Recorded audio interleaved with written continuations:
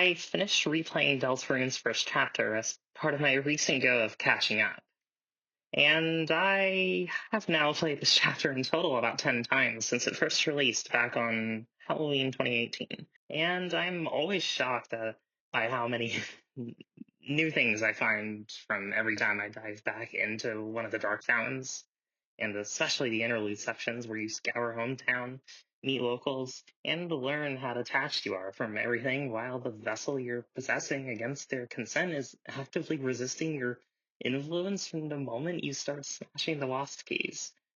Night vision distortion, not just of Undertale and RPGs and adventures you enjoyed as a child and teen.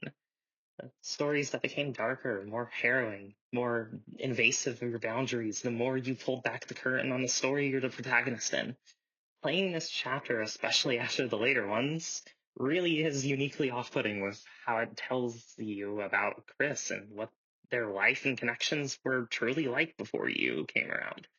The way characters talk about events in such a vague manner that they'll only make sense if you know what they're talking about because it's not meant to be parsed by an outsider is fucking genius and it brings me chills.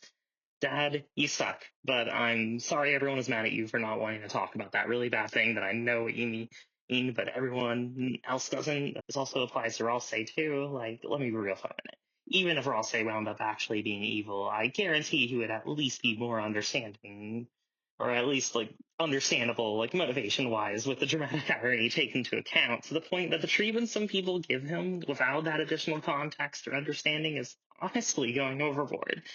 Plus, if he's evil, you can just punish him like the bad fluffy boy